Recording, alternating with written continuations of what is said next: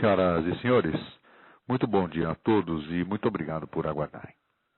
Sejam bem-vindos à audioconferência da Companhia de Saneamento do Paraná, Sanepar, para a divulgação dos resultados referentes ao quarto trimestre de 2019.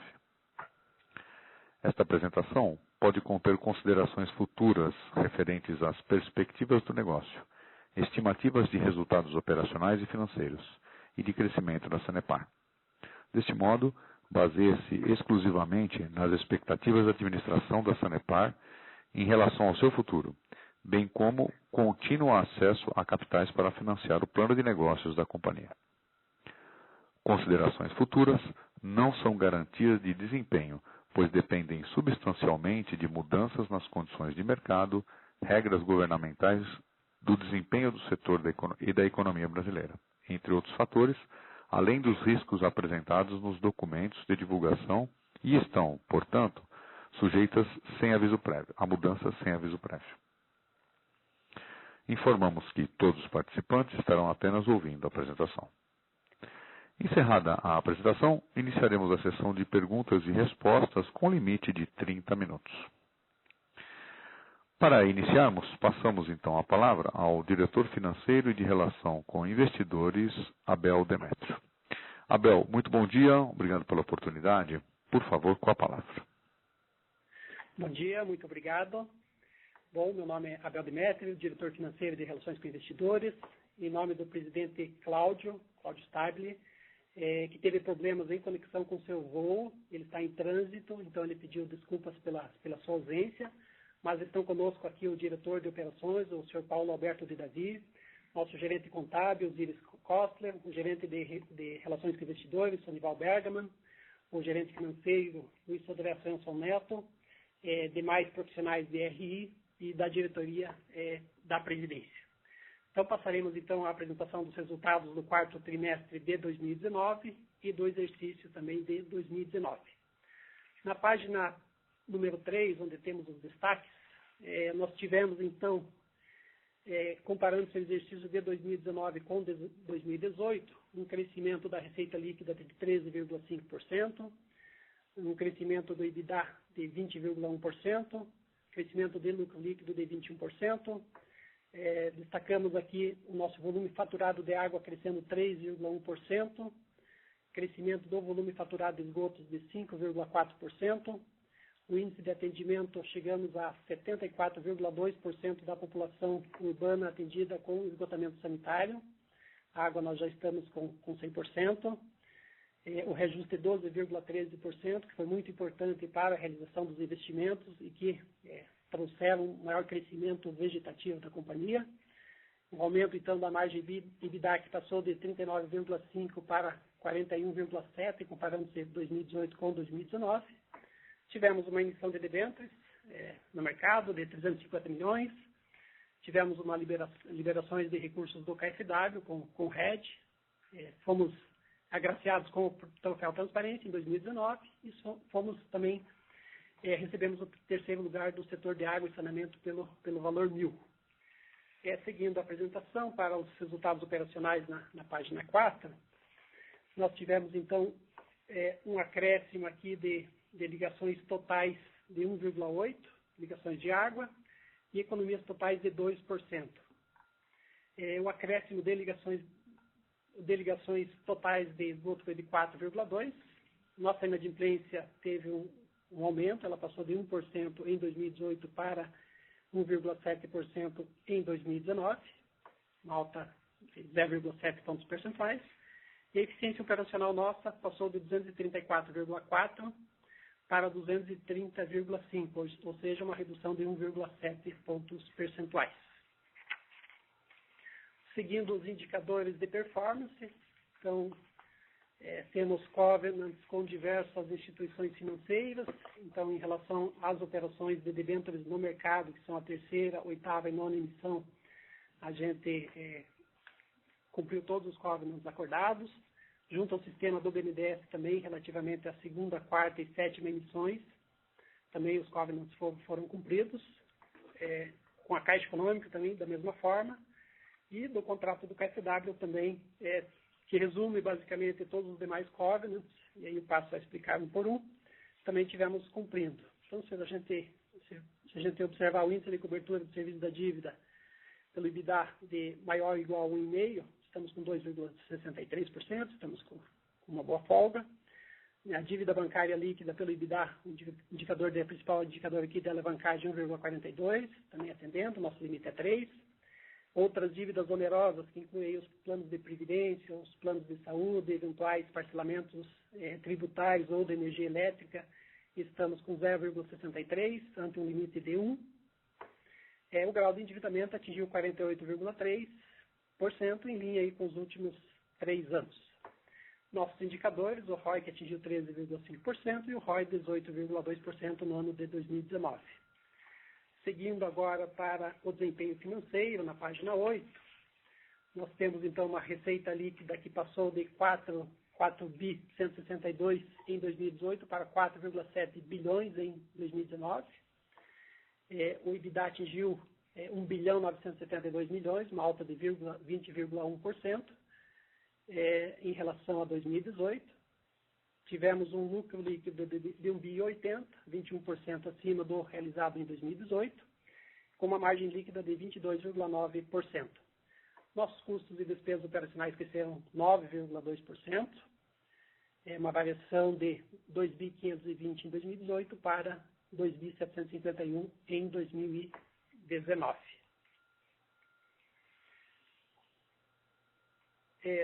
Falando um pouco na página seguinte sobre geração de caixa e conversão do EBITDA, tivemos então uma geração de caixa de 1.461, uma alta de 7,2%, uma conversão de dívida um pouco menor, também impactada aí pelo aumento da liquidez, passando de 82,9 para 74,1.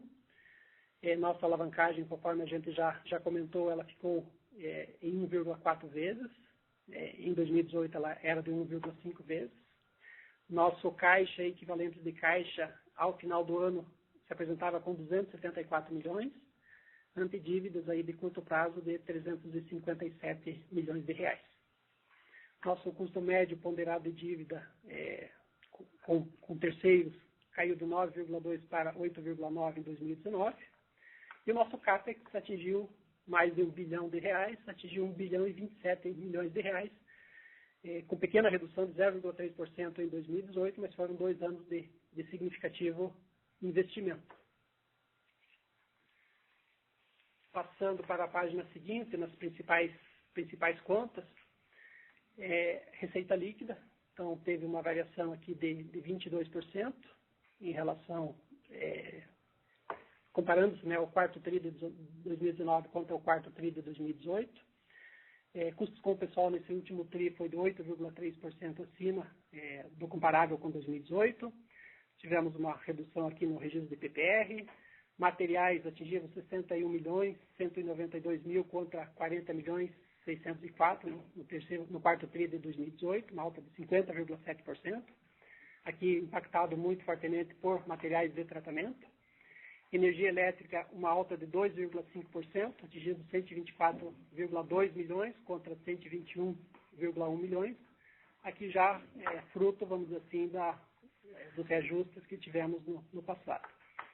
Serviço de terceiro, uma alta de 2,6% no quarto TRI,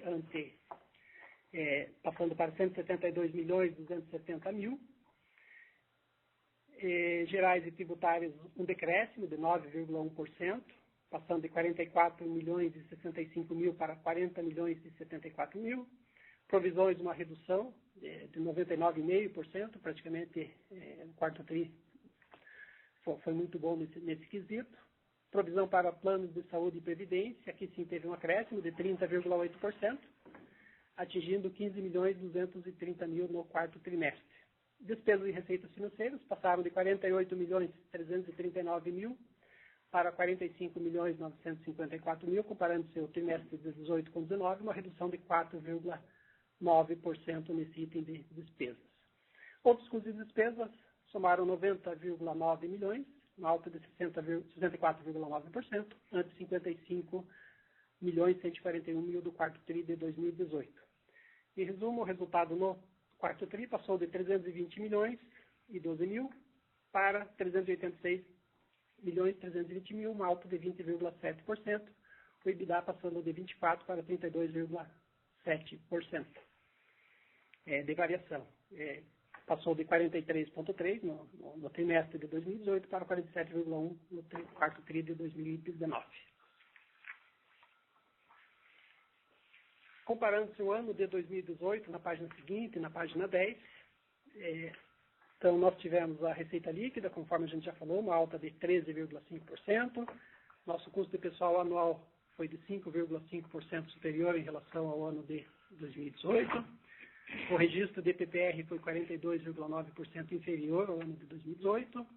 Materiais, uma alta de 34,2%, que, mais uma vez, produtos químicos, material de tratamento, produtos químicos tiveram um forte impacto, além de materiais de manutenção eletromecânica.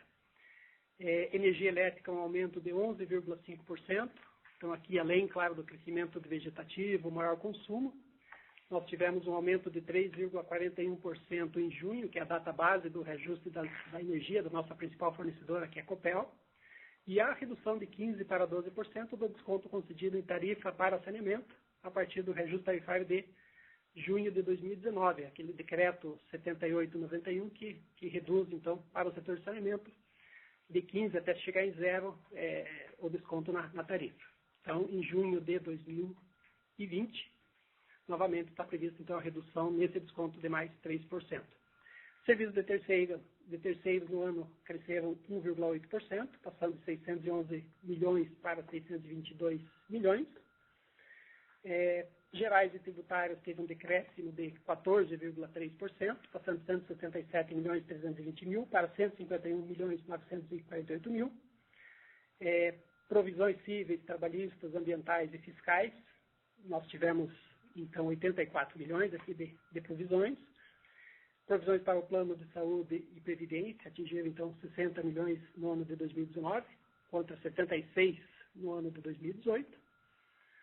Despesas e receitas financeiras, um decréscimo aqui de 12,3%, passando de 205 milhões 639 mil para 180 milhões 400 mil. Outros custos e despesas atingiram 319 milhões 431 mil, uma alta de 44,4%. E, no geral, então, os 9,1%, o total de custos e despesas passando de 2 bilhões 997 mil 203 para 3 bilhões 268 mil 941 reais. Então, nosso resultado líquido passou de 892 milhões 487 para 1 bilhão 080 034. E o nosso EBITDA de 1.642 para 1 bilhão 971. Passando ao efeito não recorrente da nossa avaliação aqui de EBITDA. Então, nós temos um EBITDA recorrente no quarto tri de 48,4% e no ano de 2019, um EBITDA recorrente de 42,7%, ou seja, um ponto percentual acima dos 41,7%, se a gente considerar apenas o EBITDA recorrente. Na página seguinte, fazendo um ajuste do EBITDA aos itens não gerenciáveis da parcela A, que são energia elétrica, material de tratamento, taxas e encargos, nosso EBITDA passaria de 1.972 milhões para 2 bilhões e 90, isso na página 12, uma alta de 44,3%. Continuando sobre o nosso balanço patrimonial, nossa dívida líquida atingiu 3.037 bilhões, nosso capital de giro necessário operacional de 448 milhões, atingiu 448 milhões 388 mil, outros ativos e passivos 804 milhões 150 mil, e o nosso giro de capital de giro operacional em dias representou 35 dias ante 24 no ano de 2018. Nosso fluxo de caixa, então, geramos uma atividade operacional 1 bilhão 460 milhões na página 14. Novas atividades de investimento consumiram 1 bilhão e 30 milhões. As atividades de financiamento, captamos mais do que no ano 2018, de 490 milhões para 659 milhões. Tivemos os pagamentos de dividendos, na ordem de 394 milhões. Pagamentos de financiamentos, também um valor alto aqui de pagamento de financiamentos e de arrendamento mercantil, sendo 667.982.000 pagamento de financiamentos, mais 81.555.000 de arrendamentos mercantis. Nosso caixa, que ao fim de 2018 estava em 326.624.000, passou para 274.059.000 em 31 de dezembro de 2019. Esses são os principais números da companhia registrados para o quarto TRI de 2019 e para o ano de 2019. Fico agora à disposição das perguntas.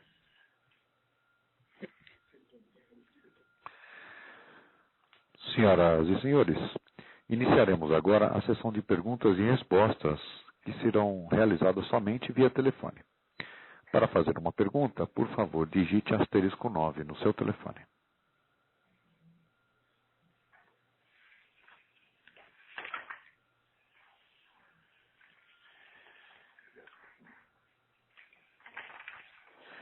A primeira pergunta é do Gustavo, do Itaú BBA. Gustavo, bom dia.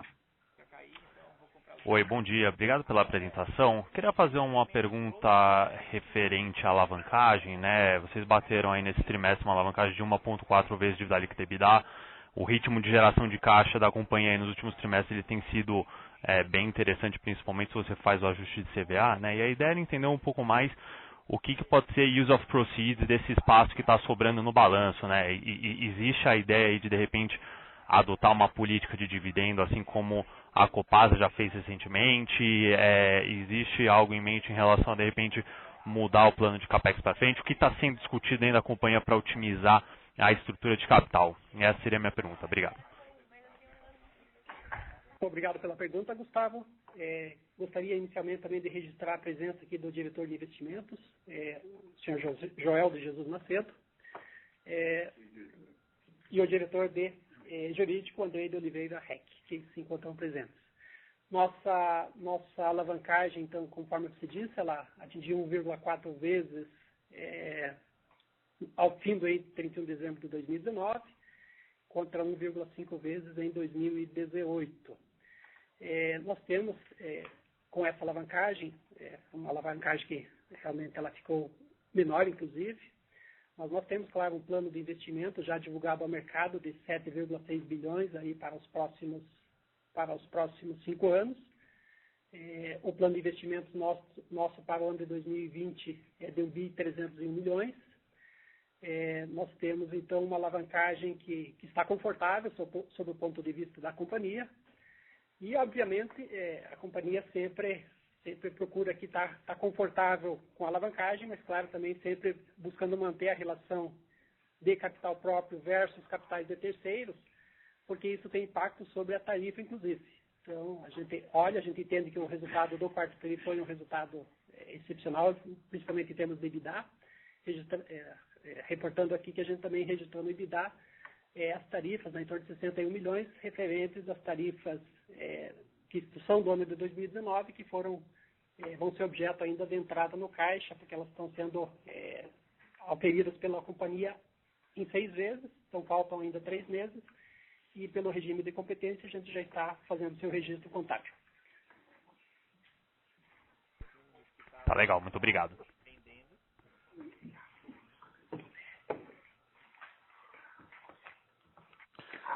Muito bem. A próxima pergunta será do Luiz Lima, do Credit Suisse. Luiz, bom dia. Fala pessoal, tudo bem? Queria primeiro pedir um detalhamento um pouquinho maior da performance de volume no quarto trimestre, tá? Então, assim, o que levou a essa performance bem satisfatória da companhia? E uma segunda pergunta, na ata da última reunião do Conselho de Administração, na ata de novembro, mais ou menos, vocês haviam mencionado a possibilidade de fazer um split nas ações. Então, é só para ter um update nesse assunto também, tá bom? Obrigado. Tá, ok.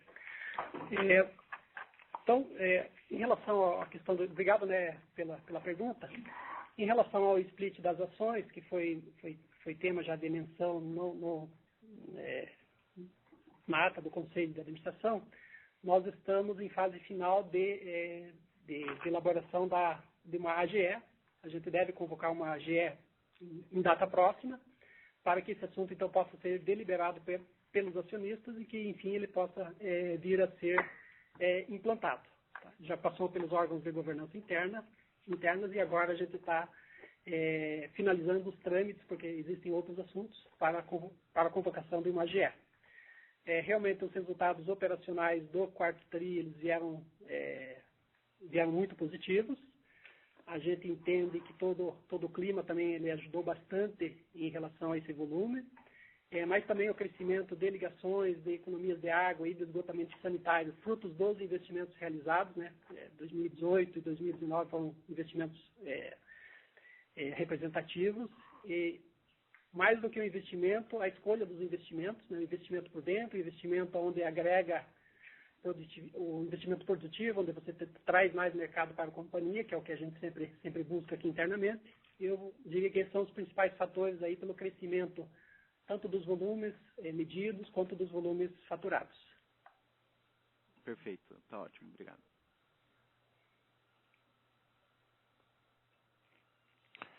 Muito bem. Lembramos a todos os convidados que, para fazer uma pergunta ou comentário, basta digitar asterisco 9 no seu telefone. A próxima pergunta será do Arthur Pereira, do Bank of America. Arthur, bom dia.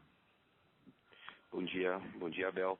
A gente queria só entender um pouco melhor ali a estrutura de custos que foi reportada no quarto TRI, especificamente na linha de participação nos resultados, que veio praticamente zerada. No ano tinha ali uma média de mais ou menos 25 milhões por trimestre e no ano passado tinha sido algo próximo a 40 milhões. Queria entender um pouco melhor o que é que aconteceu nesse TRI.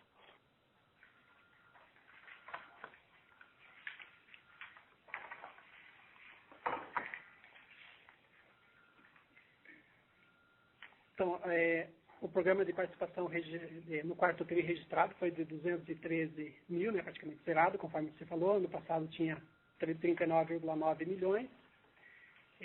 Nós estamos propondo um dividendo dentro do limite de JCP, da ordem de 330 milhões. Um dos reflexos é a contabilização de PPR, que segue, né, a política de PPR. Tem um decreto estadual para isso, ele é proporcional aos dividendos que são declarados. Então, por isso, o registro nesse quarto trimestre relativo à PPR, ele ficou substancialmente inferior ao registrado no quarto TRI de 2018.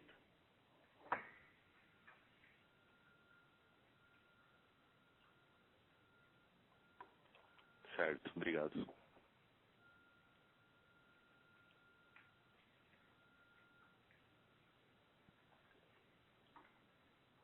Eu gostaria também de registrar aqui a presença do senhor Júlio Gonchorowski, nosso diretor de Meio Ambiente e Ação Social.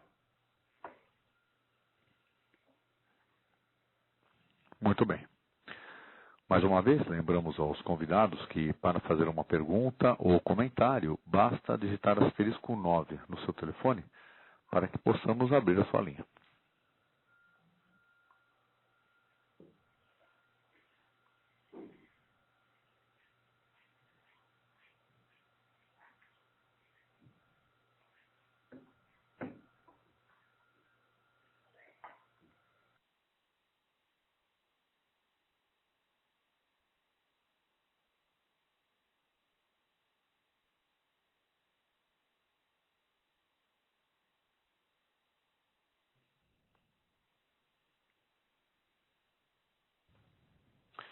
A próxima pergunta será do Felipe, do Goldman Sachs.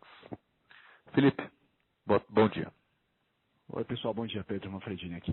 Uma pergunta, só queria, se pudessem comentar um pouco melhor essa discussão de mudança da política de dividendos. Não sei se já fizeram uma referência às medidas que vocês estão considerando por conta da geração de caixa e alavancagem, mas se você puder elaborar um pouco mais o que está sendo estudado pela companhia e que package está, vocês estão ainda na fase preliminar de estudo, o que tem sido considerado, quem que foi contratado para fazer esse tipo de estudo para vocês, se pudessem elaborar um pouco mais, dar um pouco mais de informação sobre isso, eu agradeço.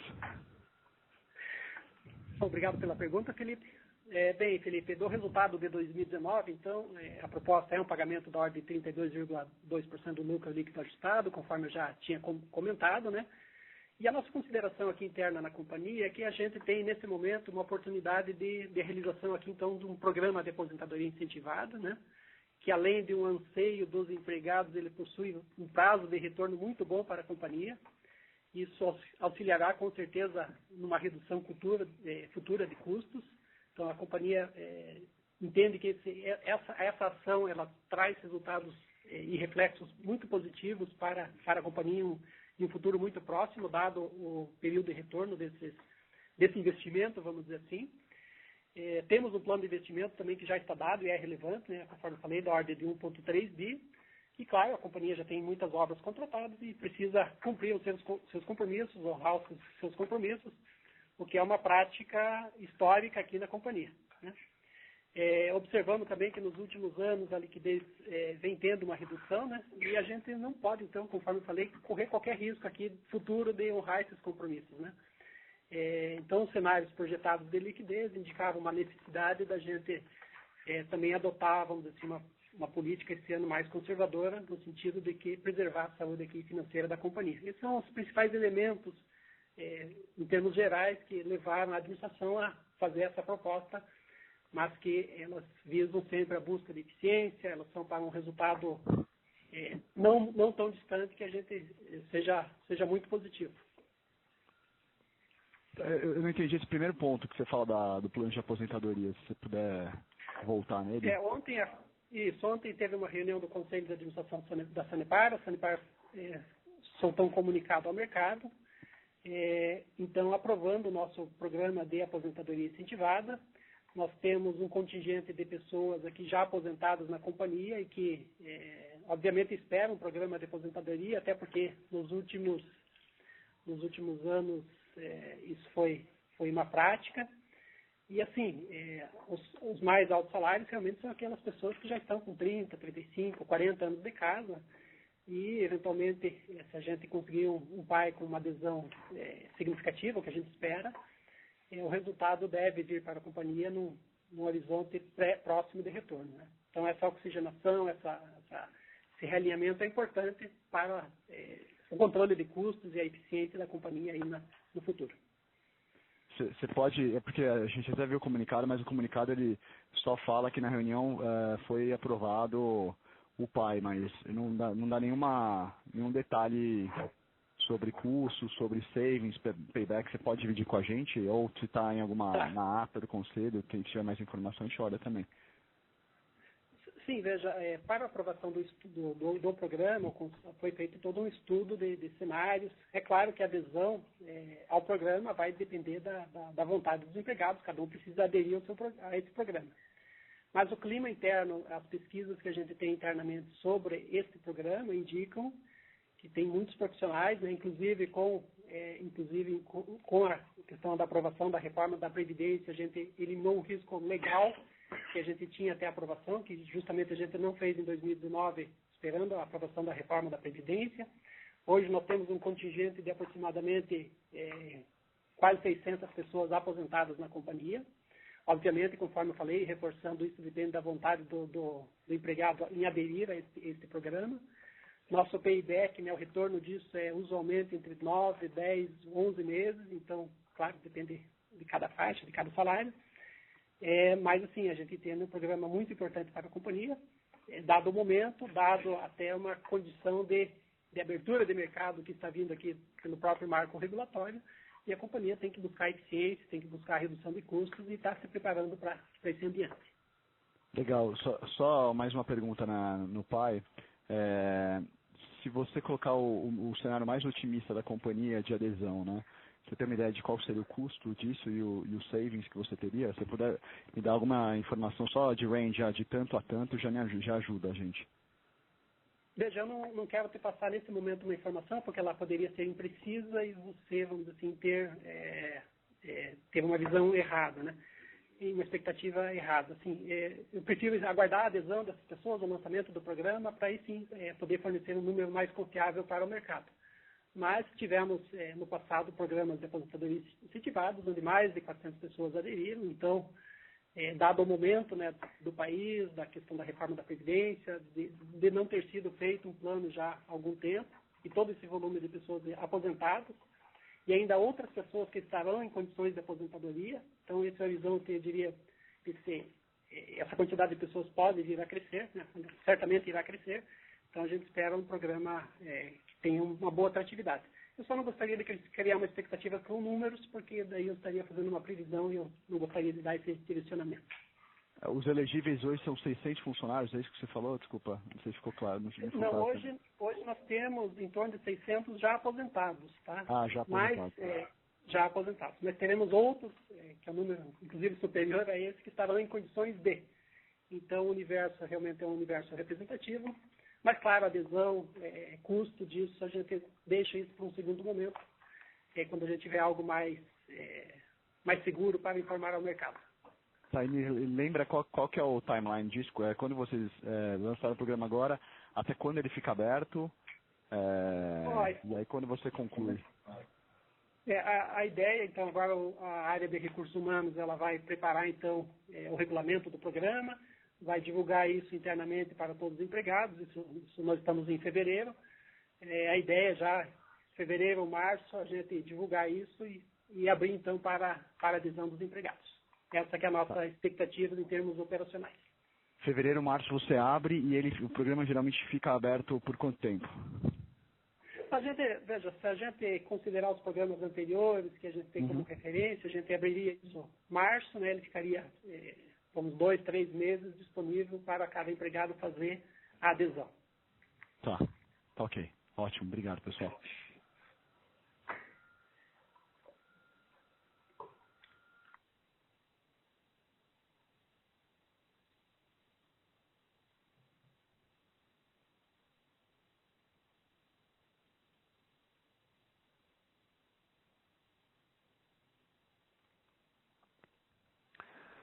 Lembramos aos convidados que, para uma pergunta, asterisco 9 no seu telefone, por favor.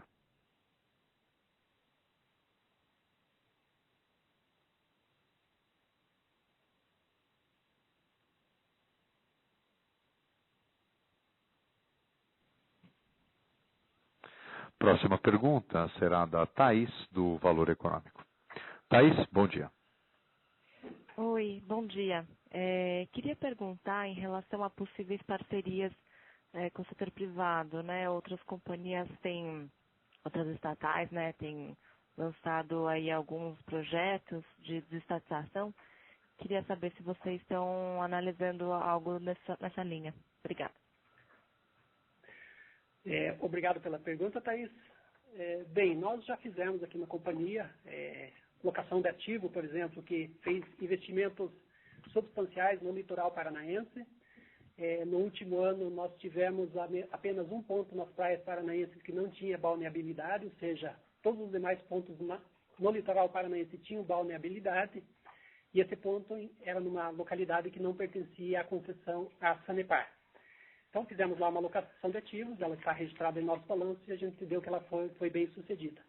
Temos uma parceria também, uma joint venture com uma empresa chamada Catalina. A Sanepar detém 40% dessa participação. Na nossa maior estação de tratamento de esgoto, que é a ET Belém, ela fica ao lado, então, a construção dessa planta.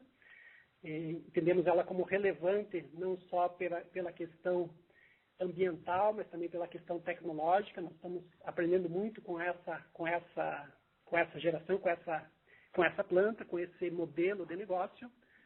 Obviamente, então, conforme eu falei, a gente já tem parcerias aí no passado feitas e a companhia nunca se pode fechar a parceria.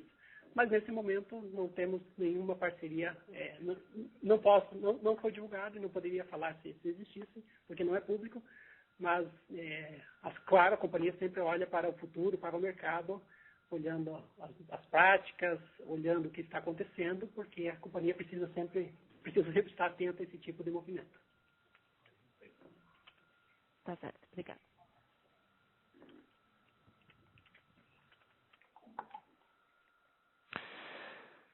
Senhores convidados, lembramos a todos que, para uma pergunta, asterisco 9 no seu telefone, para que possamos abrir sua linha.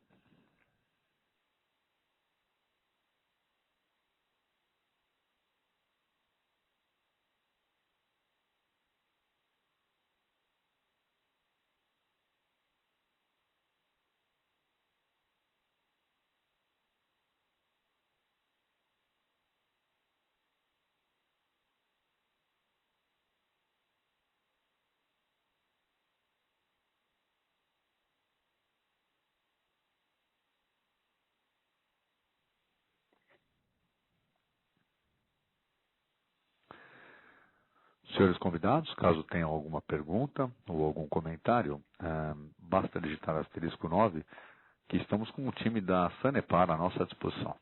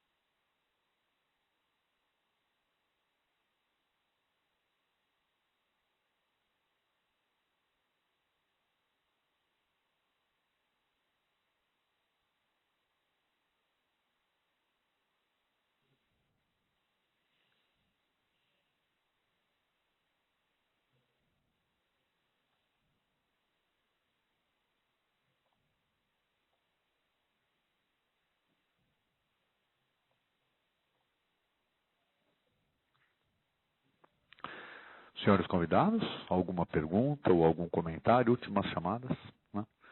Para tal, asterisco 9 no seu telefone, por favor. Né? Estamos aqui com o time da Sanepar à nossa disposição.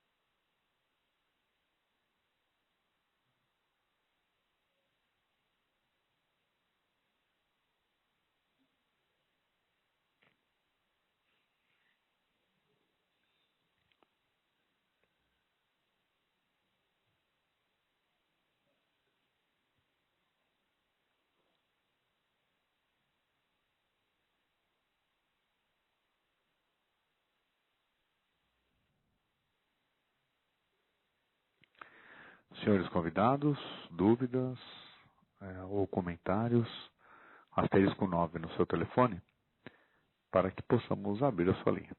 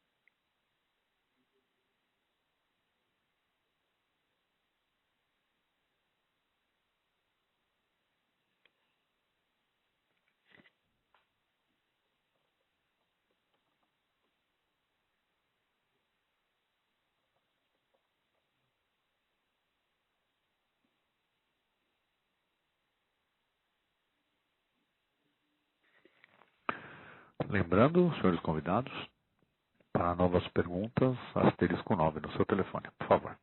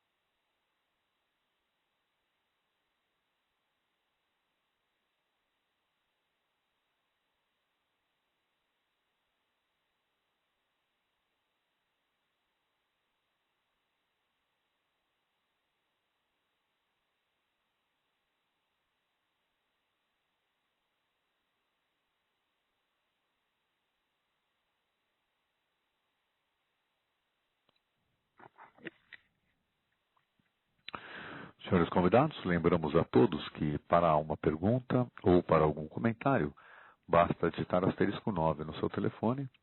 Estamos aqui com o time da Sanepar à nossa disposição.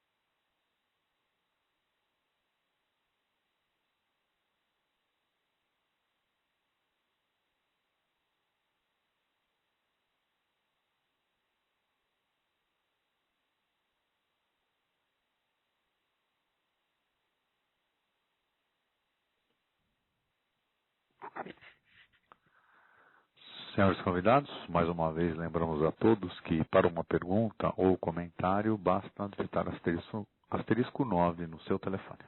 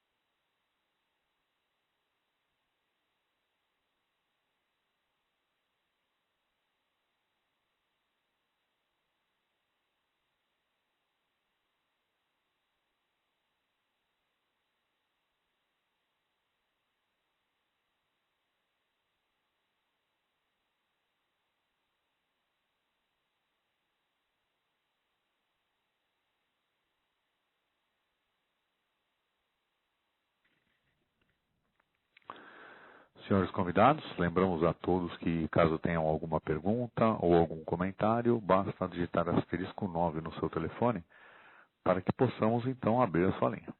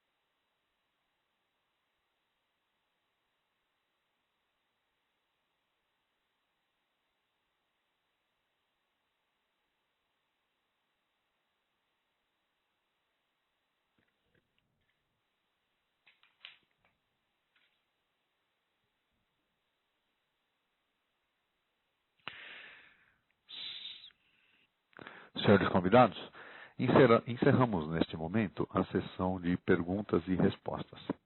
Desta forma, retornamos a palavra ao Abel Demétrio para as considerações finais. Abel, por favor. Bem, obrigado a todos pela participação. Em nome da Companhia de Saneamento do Paraná, eu desejo a todos um bom dia. A audioconferência da Sanepar está encerrada. Agradecemos a participação de todos e tenham um excelente dia.